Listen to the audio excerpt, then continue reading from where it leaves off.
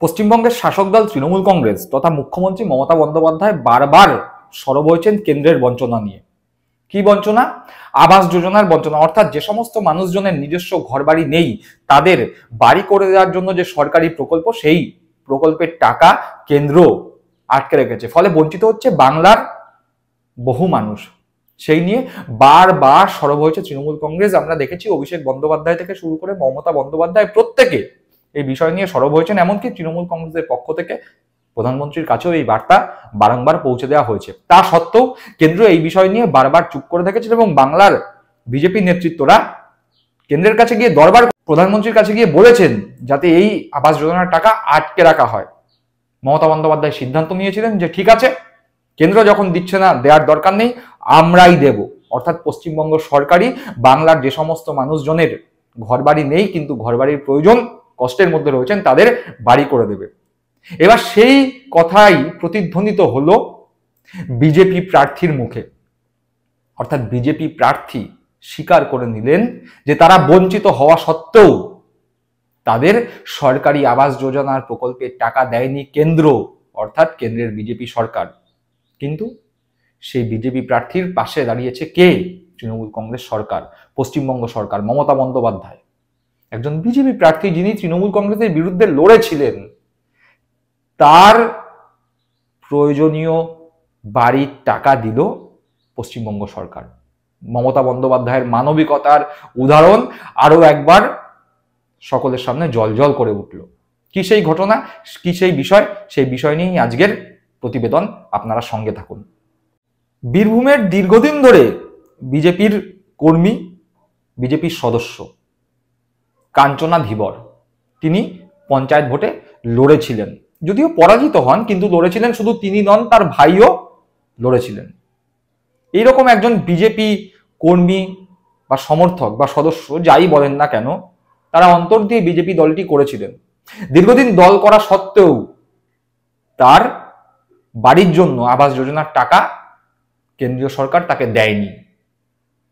কষ্টে ছিলেন, নিজেদের ঘর বাড়ি ঠিক করতে পারছিলেন না। কিন্তু মুশকিল আসান সেই মমতা বন্দ্যোপাধ্যায়।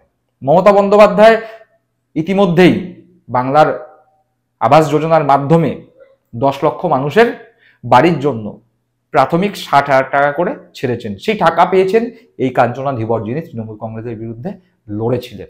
অর্থাৎ তৃণমূল কংগ্রেস সরকার বা মমতা বন্দ্যোপাধ্যায়, মুখ্যমন্ত্রী মমতা বন্দ্যোপাধ্যায় প্রমাণ করলেন যে তারা দল, মত, ধর্ম, বর্ণ নির্বিশেষে সকলের পাশে দাঁড়ান। তৃণমূল কংগ্রেস তো পারতই যে আমাদের বিরুদ্ধে লড়েছে তার দরকার নেই তার টাকা দেওয়ার, পরের বার দেওয়া যাবে বা দেরি করে দেওয়া যাবে, কিন্তু তা কিন্তু তৃণমূল কংগ্রেস সরকার করেনি। তৃণমূল কংগ্রেস সরকার সার্ভে করে দেখেছিল কার কার প্রয়োজন, এবং সেই প্রয়োজনের ভিত্তিতে যখন দেখতে পেয়েছে যে বিজেপি কর্মী যে তৃণমূল কংগ্রেসের বিরুদ্ধে লড়েছিল তার প্রয়োজন, তাকেও কিন্তু তৃণমূল কংগ্রেস সরকার এই আবাস যোজনার প্রাথমিক 60,000 টাকা দিয়েছে। ফলত এই যে বিজেপির কর্মী যিনি তৃণমূল কংগ্রেসের বিরুদ্ধে লড়েছিলেন পঞ্চায়েত ভোটে, তিনি খুশি, তার পরিবার খুশি। কি বলছেন তিনি? কাঞ্চনা ধীবর বলছেন, মুখ্যমন্ত্রীকে ধন্যবাদ জানিয়ে কাঞ্চনা ধীবর জানান, বহুদিন ধরে আমি বিজেপির সঙ্গে যুক্ত। আমার বাবাও বিজেপি করেন। আমি এবং আমার ভাই দুজনেই গত পঞ্চায়েত ভোটে প্রার্থী হয়েছিলাম বিজেপির টিকিটে, কিন্তু বাড়ি তৈরির টাকা পাইনি। তৃণমূল রাজনৈতিক রং না দেখেই বাড়ির জন্য টাকা দিয়েছে। এবার মনের মতো বাড়ি তৈরি করব। অর্থাৎ একজন বিজেপি কর্মী যিনি তৃণমূল কংগ্রেসের বিরুদ্ধে প্রার্থী হয়েছিলেন, ভোট যুদ্ধে তৃণমূল কংগ্রেসের বিরুদ্ধে অবতীর্ণ হয়েছিলেন, সেই কাঞ্চনা ধীবর বা সেই প্রার্থী এবং তার ভাই সরাসরি মুখ্যমন্ত্রী মমতা বন্দ্যোপাধ্যায়ের প্রশংসা করছেন। প্রশংসা করে বলছেন, দীর্ঘদিন ধরে বিজেপি করেছে, শুধু আমি নয়, আমার পরিবার করেছে, আমার বাবা করেছে, আমি আর আমার ভাই বিজেপির প্রতীকে তৃণমূলের বিরুদ্ধে লড়াই করেছিলাম, কিন্তু তা সত্ত্বেও তৃণমূল কংগ্রেস সরকার আমাদের বাড়ি তৈরি করবার জন্য টাকা দিয়েছে। এবার আমি নিজের মনের মতো বাড়ি তৈরি করব।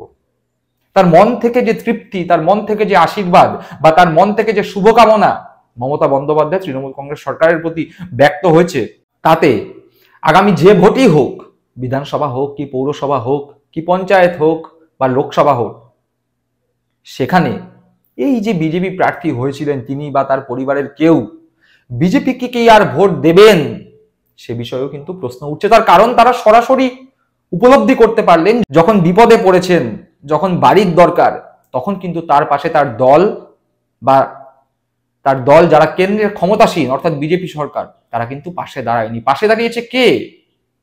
পাশে দাঁড়িয়েছে তাদের রাজনৈতিক শত্রু, তা যাদের বিরুদ্ধে তিনি ভোট যুদ্ধে অবতীর্ণ হয়েছিলেন, সেই তৃণমূল কংগ্রেস। অর্থাৎ কোথাও না কোথাও তৃণমূল কংগ্রেসের প্রতি তার কৃতজ্ঞতা বোধ কিন্তু তৈরি হয়েছে। এরকম যে শুধুমাত্র কাঞ্চনা ধীবরের কৃতজ্ঞতা বোধ তৃণমূল কংগ্রেসের প্রতি তৈরি হয়েছে তা নয়, এই কৃতজ্ঞতা বোধ যারা বিজেপির কে ভোট দিয়েছিলেন, যারা বিজেপির হয়ে খাটেন, যারা বিজেপির হয়ে প্রচার করেন, প্রচুর মানুষ তৃণমূল কংগ্রেসের প্রতি কৃতজ্ঞতা বোধ তৈরি হয়েছে। তার কারণ তারা দেখেন, তারা যখন বিপদে পড়েছেন, ঝড় হয়েছে, আমফান হয়েছে, বন্যা হয়েছে, করোনা হয়েছে, তখন তারা পাশে পেয়েছেন তৃণমূল কংগ্রেস কর্মীদের। যখন প্রয়োজন, যখন বিপদ, তখন তারা দেখেছেন এলাকার তৃণমূল কংগ্রেস কর্মী, এলাকার তৃণমূল কংগ্রেসের পঞ্চায়েতের মেম্বার হোক, পৌরসভার কাউন্সিলর হোক, এলাকার বিধায়ক হোক, পাশে পেয়েছেন তাদের তৃণমূল কংগ্রেসের প্রতীকে নির্বাচিত প্রতিনিধিদের, জনপ্রতিনিধিদের। ফলে বিজেপি দলের ওপর ধীরে ধীরে ভরসা বিজেপি নেতা কর্মীদেরও উঠে যাচ্ছে। তারা হয়তো বিজেপি দলটা করছেন, কিন্তু কোথাও তাদের মনের মধ্যেও প্রশ্নচিহ্ন তৈরি হয়েছে যে আদৌ কি আমরা মন দিয়ে যে দল করছি, আদৌ কি বিজেপি দল আমাদের সেই যোগ্য মর্যাদা দিচ্ছে, আমাদের বিপদে পাশে দাঁড়াচ্ছে? বিপদে তো পাশে পাচ্ছি তৃণমূল কংগ্রেসকে, তৃণমূল কংগ্রেস পরিচালিত সরকারকে, তাহলে কিসের জন্য আমরা বিজেপি পার্টিটা করব?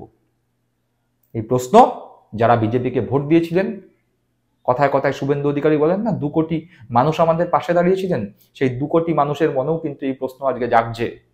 কাঞ্চনা ধীবর যিনি বিজেপির প্রার্থী হয়েছিলেন, তার মনে যেই প্রশ্ন, আজকে 2 কোটি মানুষের মনেও সেই প্রশ্ন।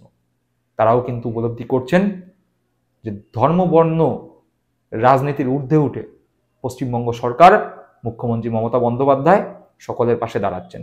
দর্শক বন্ধুরা, আপনারা কি মনে করেন? বিজেপির প্রার্থীর যদি এই অবস্থা হয়, বিজেপির কাছ থেকে বঞ্চনা সহ্য করতে হয়, তাহলে সাধারণ মানুষ যারা বিভিন্ন সরকারি প্রকল্প থেকে বঞ্চিত, তারা কি আগামী ভোটে বিজেপির পাশে দাঁড়াবে? বিজেপি কি তাদের 38% ভোট টিকিয়ে রাখতে পারবে? আপনাদের মূল্যবান মন্তব্য কমেন্ট বক্সে জানাবেন। ভালো থাকবেন, সুস্থ থাকবেন। জয় হিন্দ, বন্দে মাতরম।